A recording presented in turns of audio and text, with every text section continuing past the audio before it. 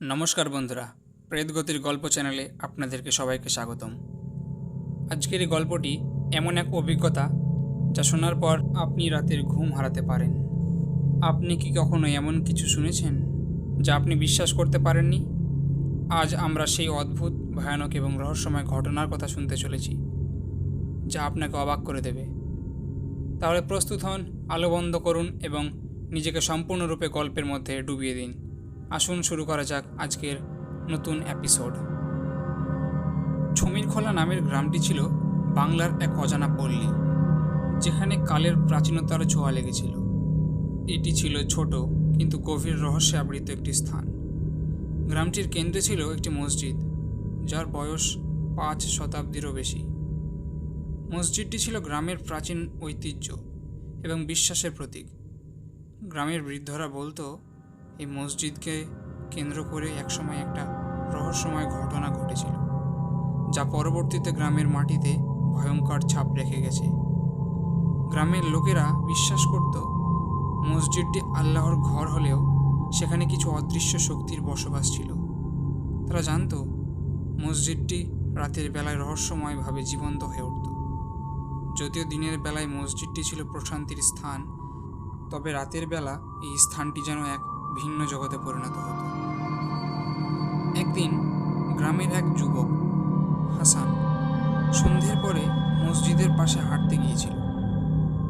রাতের কালো ছায়ার মধ্যে হাসান কিছু অস্বাভাবিক লক্ষণ লক্ষ্য করল। মসজিদের ভেতর থেকে অদ্ভুত গুঞ্জন শোনা যাচ্ছিল। যদিও সে সাহসী যুবক ছিল, তবে সেই রাতে তার মনে এক অদ্ভুত ভীতি ঢুকে গেল। সে মসজিদের জানালার কাছে গিয়ে উকি দিল। সে দেখতে পেল মসজিদের ভেতরে কিছু অন্ধকার ছায়া নড়াচড়া করছে। ছায়াগুলো যেন তার দিকে তাকিয়ে তাকে কিছু বলতে চাইছিল, কিন্তু সে কিছুই বুঝতে পারল না। হাসান দ্রুত তার বাড়ি গিয়ে মা বাবাকে ঘটনাটি জানাল। তার বাবা মা প্রথমে ঘটনাটি গুরুত্ব না দিলেও পরের দিন যখন গ্রামের আরও কিছু লোক মসজিদের আশেপাশে একই ধরনের অদ্ভুত ছায়া দেখতে পেল, তখন গ্রাম জুড়ে ভয়ের বাতাস বইতে শুরু করল। কিছুদিনের মধ্যে গ্রামের লোকেরা বুঝতে পারল যে মসজিদের আশেপাশে কোনো সাধারণ ঘটনা ঘটছে না।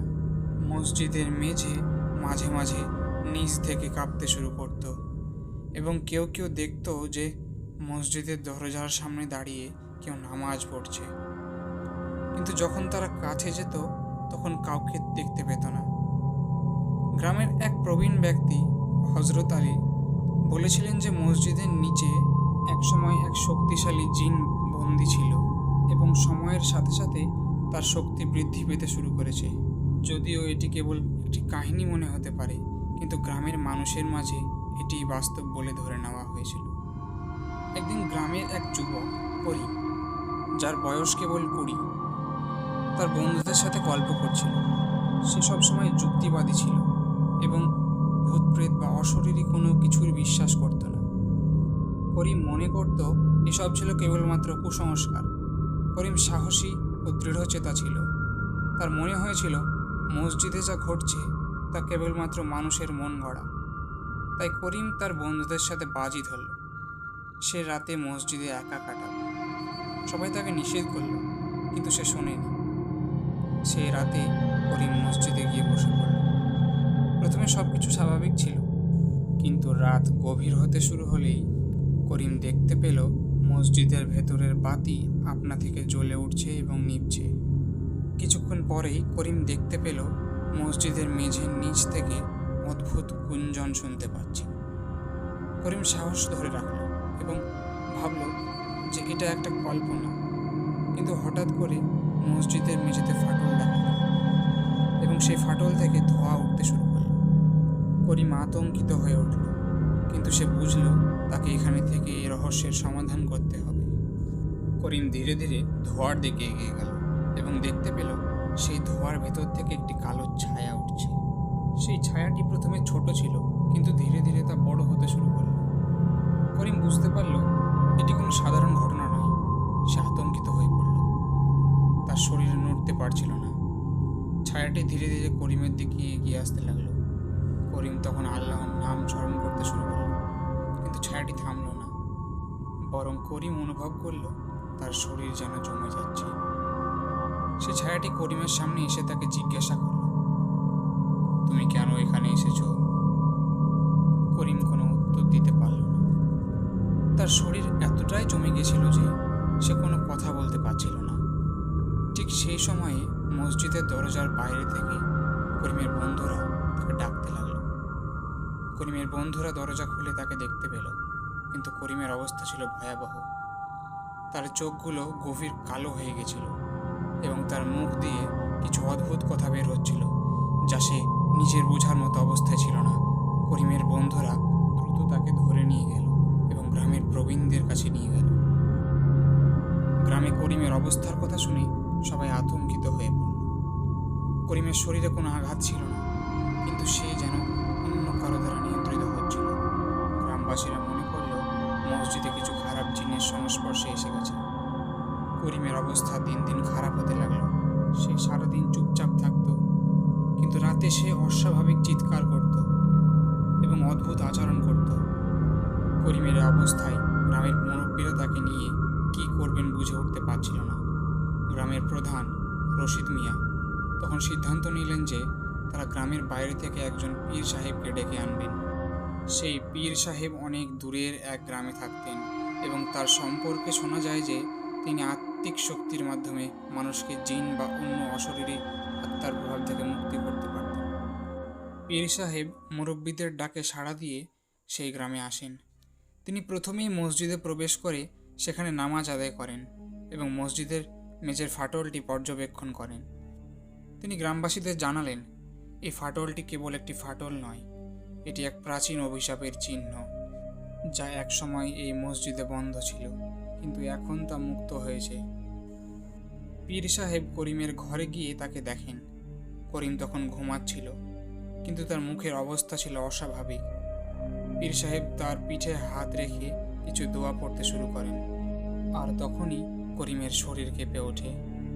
করিম চিৎকার করতে শুরু করলো এবং তার মুখ দিয়ে আবার সেই অদ্ভুত ভাষা বের হতে লাগলো, যা সে মসজিদে থাকার সময় বলছিল। পীর সাহেব বুঝতে পারলেন করিমের শরীরে কোনো অশুভ জিন প্রবেশ করেছে। পীর সাহেব তখন করিমের শরীরে প্রবেশ করা সেই জিনের সাথে যোগাযোগ করতে শুরু করেন।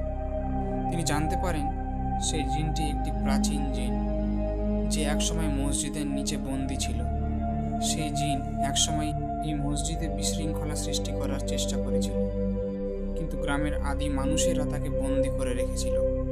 বহু বছর পর মসজিদের মেঝের ফাটল দিয়ে সে আবার মুক্ত হয়েছে এবং সে এই গ্রাম এবং এই মানুষদের ধ্বংস করার ইচ্ছা পোষণ করছে। পীর সাহেব সেই জিনকে আদেশ করলেন যে সে যেন করিমের শরীর থেকে বেরিয়ে আসে এবং গ্রাম ছেড়ে চলে যায়, কিন্তু জিন বিদ্রোহী স্বভাবের ছিল। সে পীর সাহেবকে চ্যালেঞ্জ জানিয়ে বলল, আমি এই গ্রামে এবং মানুষদের ওপর প্রতিশোধ নেব।